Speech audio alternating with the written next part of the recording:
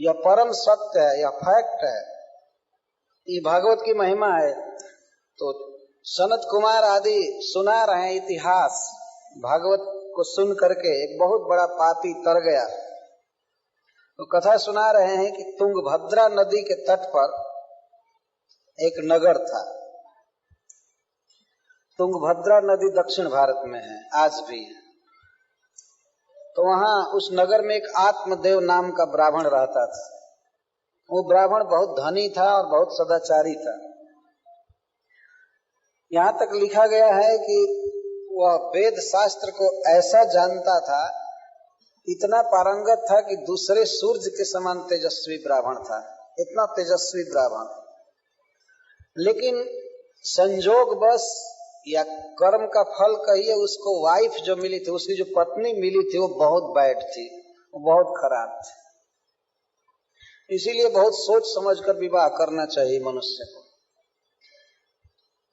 उसका विवाह एक नालायक औरत से हो गया था। वो अच्छी नहीं थी, वो हमेशा बक बक बक बक बोलती रहती थी, लोक वार्ता में रत रहती थी, हमेशा न्यूज़पेपर पढ़ती रहती थी, टीवी देखा करती थी। वो ऐसी थी हमेशा लोक वार्ता, दुनियादारी की बात करना, और काम करने में, घर का काम करने में तो महान वीर थी, बहुत दक्ष थी, एक्सपर्ट थी घर का काम धंधा करने में। और झगड़ा करती रहती थी, अशुद्ध रहती थी, नहाती धोती नहीं थी। अब उसके दुर्गुणों का क्या वर्णन किया जाए, सब तरह से खराब थी। तो आत्मदेव ब्राह्मण के घर में सब सुख था, पूरा धन था, लेकिन उसको कोई पुत्र नहीं था। तो पुत्र नहीं था तो बेचारा बड़ा दुखी रहता था। पुत्र प्राप्ति के लिए वो यज्ञ किया, दान किया, अपने धन का आधा हिस्सा 50% तो धर्म में लगा दिया, लेकिन न पुत्री हुई न पुत्र। पुत्र तो हुआ ही नहीं, एक बेटी भी नहीं हुई।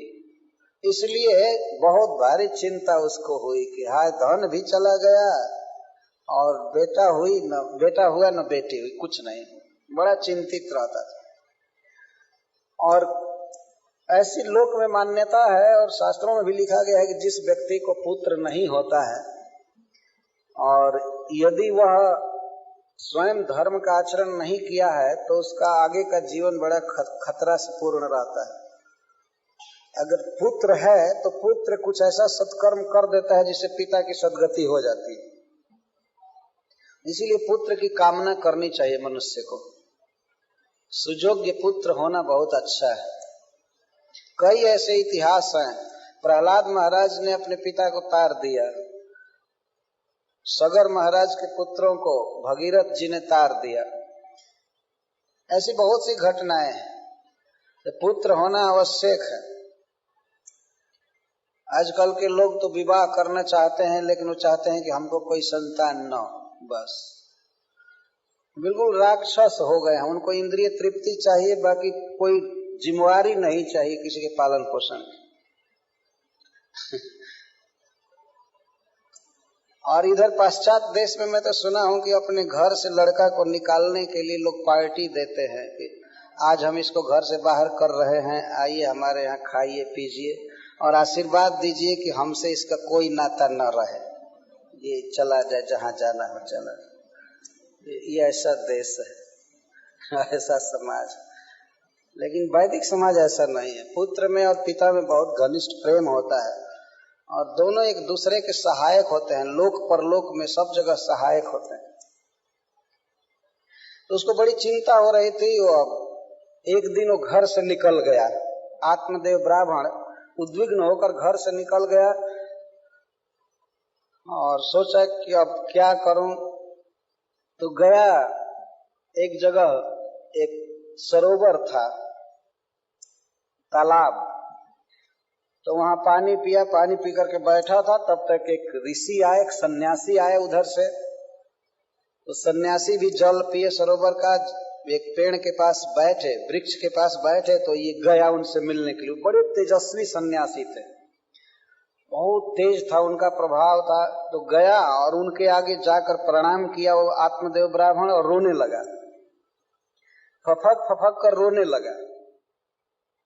तो सामान्य आदमी के हृदय में भी दया उत्पन्न हो जाती है। वो तो सन्यासी थे, दयालु थे, पूछने लगे कि अरे भाई तुमको क्या चिंता है, क्यों रो रहे हो, मैं तुम्हारी क्या सहायता करूं, क्या हेल्प करूं, बोलो। तो वो कहा कि क्या कहूं महात्मा जी, मैं अपने दुख का कारण, मेरे घर में जो फल आता है, जो फ्रूट आता है, वो थोड़े ही समय में सड़ जाता है। मैं अपने घर में जो भी गाय रखता हूँ वो भी बांझ हो जाती है, जो वृक्ष लगाता हूँ उसमें भी फल नहीं आता है। हमारे हाथ का दिया हुआ कोई देवता लोग नहीं ले रहे हैं, पितर भी नहीं ले रहे हैं, क्योंकि मैं बिना बेटा का हूँ, बिना पुत्र का हूँ। बिना पुत्र का होना एक पाप है। इसलिए मैं अब मरने के लिए आया हूँ, मैं आत्महत्या करना चाहता हूँ। ये झूठ बोल रहा था, साधु में दया उत्पन्न करने के लिए ये बात कह रहा था।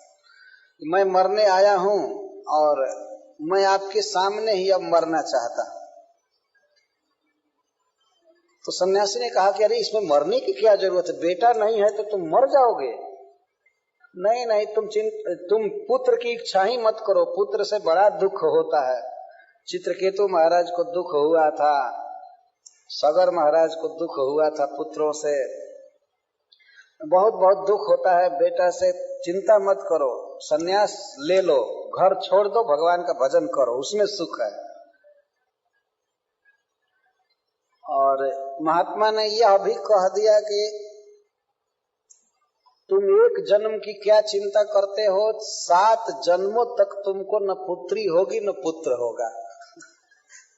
मैं तुम्हारे ललाट की अक्षर मालिका को पढ़ रहा हूँ, तुम्हारे ललाट की रेखा पढ़ रहा हूँ। इस जन्म में तो क्या 7 जन्म तक न पुत्री होगी न पुत्र होगा। इतना सुनने पर तो वो और रोने लगा और ये समझ गया कि जो 7 जन्म की रेखा पढ़ सकता है वो पुत्र भी दे सकता है। इसलिए नाटक करना चालू किया। कहा कि नहीं, हमको सन्यास से कोई मतलब नहीं है, हम विरक्त नहीं होंगे, आप हमको पुत्र दीजिए, नहीं तो आपके चरणों में मरूंगा, यहीं पर मरूंगा। जब सुन लिया कि 7 जन्म की रेखा पढ़ लिया तो उसको विश्वास हो गया कि पहुंचा हुआ साधु है, ये जरूर पुत्र की व्यवस्था कर सकता है। वास्तव में हम लोगों के हाथ में और ललाट में सब जगह लिखा हुआ है कि हम पहले क्या थे और बाद में क्या होंगे, सब कुछ लिखा हुआ है। लिखने का मतलब ये है कि हम क्या होंगे, क्या करेंगे, वो लिखा हुआ है। यही करना होगा तुमको, ये नहीं लिखा हुआ है। आप समझ रहे हैं ना? जैसे हम लोग प्लेन पकड़ते हैं तो उसी समय लिख दिया जाता है कि कहाँ उतरेंगे, क्या खाएंगे, नट्स फ्रूट्स खाएंगे कि बर्गर खाएंगे, आपको क्या खाना है, वो वहीं लिख दिया जाता है। रिजर्वेशन जिस दिन होता है महीनों महीनों पहले सब लिख दिया जाता है।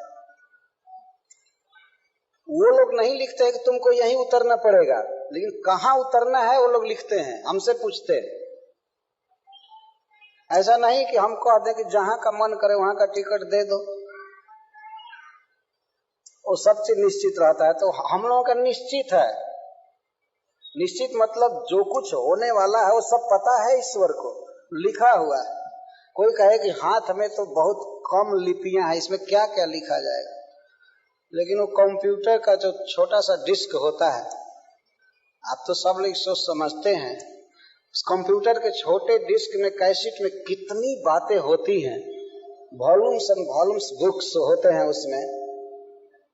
तो क्या ये छोटे से हाथ पर ब्रह्मा नहीं लिख सकते हैं करोड़ों करोड़ों जन्म की बात? ये सहज संभव है। ललाट में लिखा हुआ है, सब जगह लिखा हुआ है।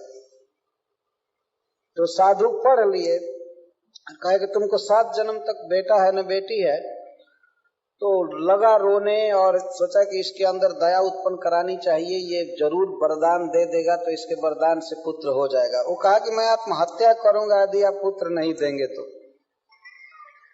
वो महात्मा फिर द्रवित हो गए। उन्होंने कहा कि अब क्या करें, मेरे सामने इतना हठ कर रहा है। तो एक फल दिए, एक फ्रूट दिए, फल दिए और कहे कि इसे ले जाकर अपनी पत्नी को खिला देना, इसे बड़ा सुंदर पुत्र होगा, बड़ा अच्छा पुत्र होगा।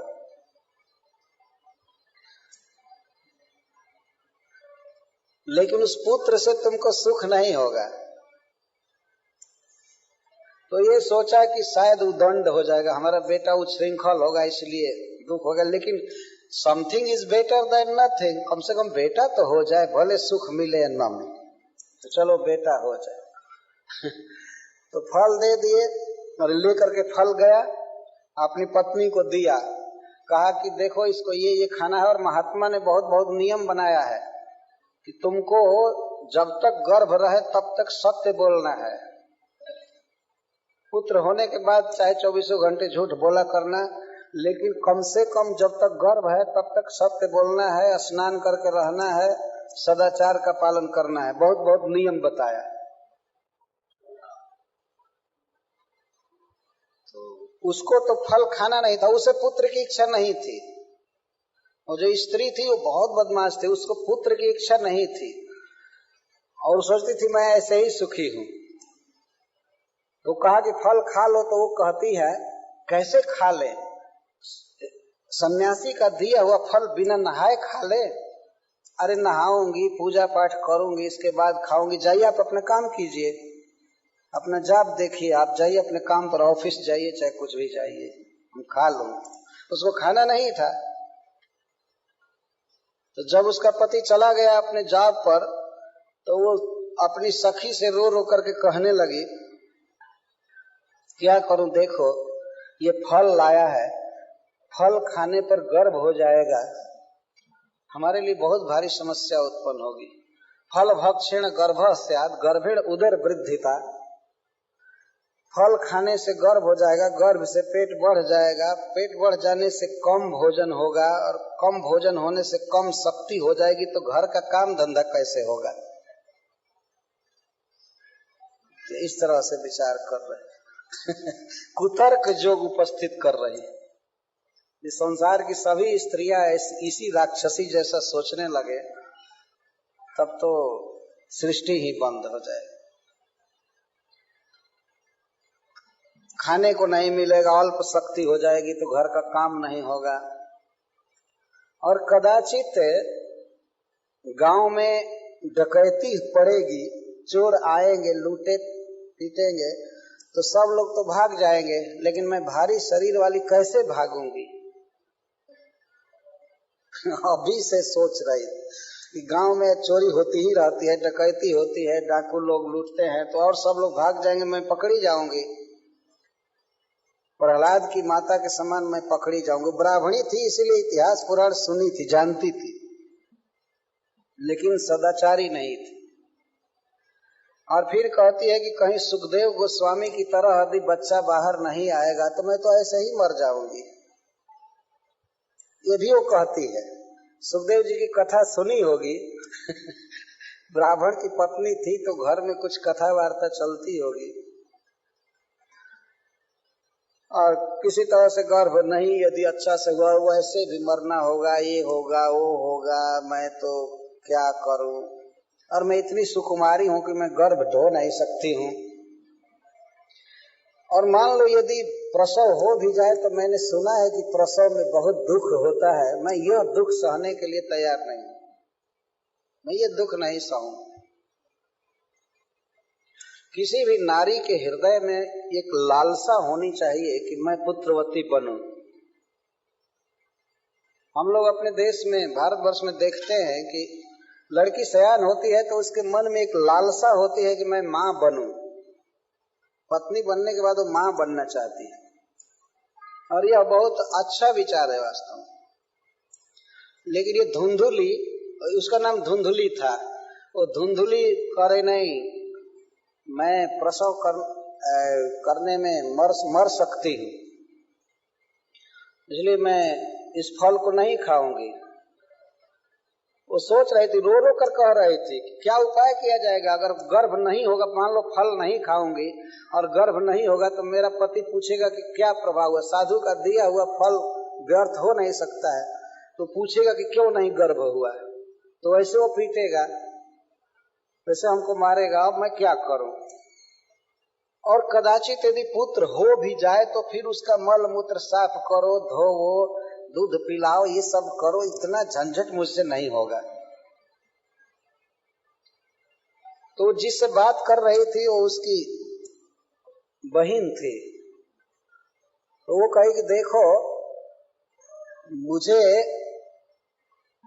पुत्र होने वाला है, मैं भी गर्भवती हूं, तो तुम ऐसा काम करो कि फल तो तुम मत खाओ, इसे गाय को खिला दो, देखा जाएगा कि साधु का वरदान क्या काम करता है। तो गाय को खिला दो फल, तुम मत खाओ, लेकिन दिन पर दिन बनावटी गर्भ दिखाया करना, पति के साथ कभी मत बैठना, दूर दूर रहना, और प्रति वीक में प्रति सप्ताह में कपड़े की तह बढ़ाते जाना, तो पेट पर कपड़ा बांधते बांधते उसको ऊंचा करते जाना, और पति से सटना मत, उसे बात मत करना, तो समझेगा कि गर्भ बढ़ रहा है।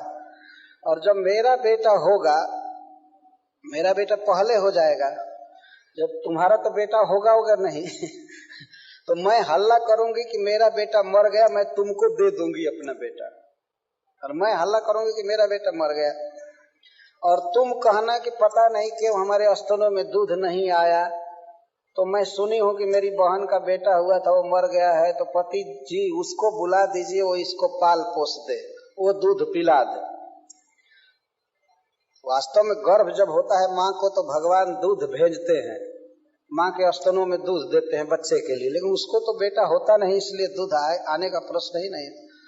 ये दो स्त्रियों ने मिल करके आपस में साठगांठ किया और दैव जोग से किसी को इसका पता नहीं चला, तो उस बच्चे को ला करके ये दे दी, और हल्ला हुआ कि इसको लड़का हुआ है, लड़का हुआ है, आत्मदेव ब्राह्मण को पुत्र हुआ है, बधाई बज रही थी, दान दिया जा रहा था, और कुछ काल के बाद गाय ने भी पुत्र दिया, बहुत सुंदर। तो सब लोग प्रशंसा करने लगे, देखो जब आज शुभ दिन आता है तो सब ओर से लाभ होता है, इसको एक दिन बेटा नहीं हो रहा था, आज गाय तक बेटा दे रही है अब गाय से भी बेटा हो रहा है, देखो पुण्य। और किसी को इस रहस्य का पता नहीं।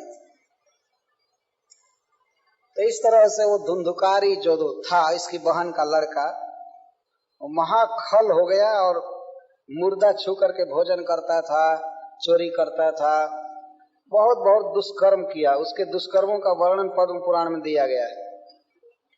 अंत में वो अपनी माँ को एक दिन पीटा, खूब पीटा कि कहाँ धन रखी हो, सारा धन दो। तो जा करके रात में कुएं में गिरकर मर गई। अब इससे उसके पाप का परिमाण आप समझ सकते हैं कितना बड़ा पापी था वो। माँ कुएं में जाकर गिरकर मर गई। तो पिताजी घर छोड़कर चले गए। अंत में वो अपने घर में 5 वेश्याओं को लाया। 5 वेश्याओं को लाया और वेश्याओं की मांग तो बहुत बड़ी होती है। कहीं से चोरी करके, कहीं अपहरण करके, जुआ खेल करके या लॉटरी से जैसे तैसे वो धन लाता था, 5 का पोषण करता था।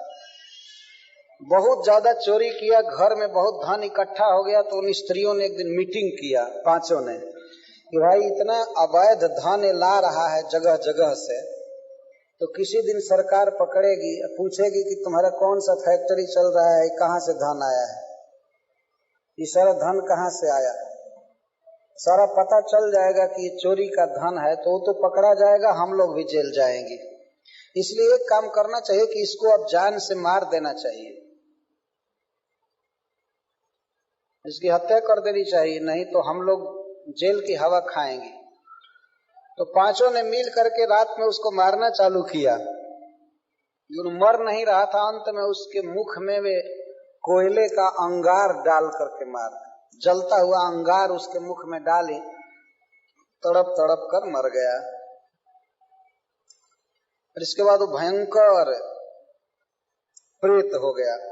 और वो स्त्रियां उसी रात उसके शव को, उसके लाश को उसी घर में दफना दिया, उसी घर में जमीन के अंदर कर दिया।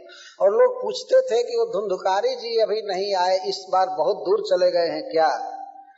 तो वो लोग कहती थी हाँ, धन के लोभ से बहुत दूर चले गए हैं इस समय, वो कहती थी। और किसी दिन बारी बारी से वे निकल कर भाग गई। गोकर्ण जी भी घर छोड़ करके चले गए थे। इसके भाई, उनको पता लगा कि मेरे भाई को वेश्याओं ने मार दिया है, तो वे गए गया जी में पिंडदान किए। इसके बाद अपने गांव पर आए घर में सोए थे आंगन में, तो कभी हाथी के रूप में, कभी भेड़ा के रूप में, कभी हवा के रूप में, आंधी के रूप में ऐसे उनके सामने आ रहा था।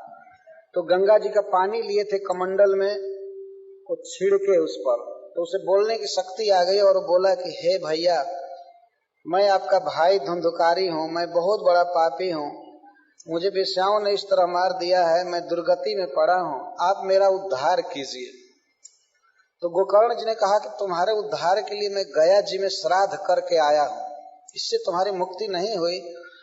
तो धुंधकारी कहता है कि सैकड़ों गया श्राद्ध से भी मेरी मुक्ति नहीं होगी, कोई दूसरा उपाय कीजिए, कोई दूसरा बलवान साधन कीजिए। तो गोकर्ण जी कहे कि ठीक है, तुम शांति से रहो, मैं उपाय करूंगा। वो रात भर रहे, सवेरा जब हुआ तो ब्राह्मणों की बस्ती थी, ब्राह्मणों का गांव था। गोकर्ण जी ने कहा कि हमारे भाई की दुर्गति हो गई है, ऐसे ऐसे क्या उपाय किया जाए। तो कोई कुछ नहीं बता रहा था। लोग कहे कि जब गया जी में श्राद्ध करने से मुक्ति नहीं हुई तो अब कोई उपाय नहीं है। अंत में गोकर्ण जी भगवान सूर्य को रोके, कहे कि आप जगत के चक्षु हैं, जगत को जीवन देते हैं, प्रकाश देते हैं, आप बताइए कि मेरा भाई कैसे मुक्त होगा। तो सूर्य भगवान ने कहा कि आप इसके लिए श्रीमद् भागवत का सप्ताह वाचन कीजिए, श्रीमद् भागवत की कथा कहिए, आपका भाई सुनेगा तो मुक्त हो जाएगा, इसमें संदेह नहीं है। तो गोकर्ण जी भागवत सप्ताह रखे और ये भावना किए, जैसे हम लोग संकल्प ले रहे थे भागवत सुनने का, तो उन्होंने भाई की ओर से संकल्प किया कि हमारा भाई सुने। तो उस धुंधुकारी के लिए कोई स्थान नहीं था, वहां एक सूखा बांस था, पोल गाड़ा गया था, तो उसी बांस में वो आकर के बैठ गया और सुनने लगा। प्रथम दिन कथा जब पूरी हुई तो बांस का एक पर्व फटा। रोज लोग सुनते थे कि कथा के बाद बांस का पर्व फट रहा है, पोर फट रहा है, लेकिन लोग समझते नहीं थे। अब में 7वें दिन जब 7वां पर्व फटा तो धुंधुकारी पार्षद रूप में प्रकट हुआ, भगवान विष्णु के पार्षद के रूप में। इस पाप ही केवल नहीं गया बल्कि उस संसार से मुक्त हुआ, भगवान का साक्षात पार्षद बना। और हाथ जोड़ करके वो धुंधुकारी गोकर्ण जी से कहा कि धन्य है भागवत की वार्ता, केवल 7 दिन भागवत सुनने से मेरे सारे पाप नष्ट हो गए और मैं भगवान के धाम में जाने का अधिकारी हो गया। यह प्रत्यक्ष इतिहास है, वास्तव में यह सच्ची घटना है। तो भागवत की महिमा स्वयं ही धुंधुकारी अपने मुख से कहा कि धन्य है भागवत की वार्ता, और उसने उपदेश भी किया, इस शरीर को हम अजर अमर नहीं रख सकते हैं। प्रातः जत संस्कृतम चानम सायं तच्च विनश्यति। देखते हैं सवेरे जो अन्न बनाया जाता है वो शाम को बासी हो जाता है, तो उसी अन्न से बना हुआ शरीर कैसे अजर अमर हो सकता है। जो अन्न या फल स्वयं ही सड़ जाता है उसको खा करके हम शरीर को अजर अमर बना नहीं सकते। तो जब तक हमारा शरीर है तब तक हम भगवान की भक्ति करें, भागवत पढ़ें, भागवत सुने। ये धुंधुकारी उपदेश किया और कहा कि देखो मैं प्रमाण हूं कि भागवत सबसे बढ़ करके है, सबसे बड़ा साधन है, और 7 दिन बैठ करके सुनना होता है, इसमें और बहुत प्रयास नहीं है। कुछ नियम हैं भागवत सुनने के। एक नियम यह है कि 7 दिन तक मनुष्य को पूर्ण ब्रह्मचर्य का पालन करना चाहिए, स्त्री या पुरुष दोनों को पूरा ब्रह्मचारी रहना चाहिए 7 दिन।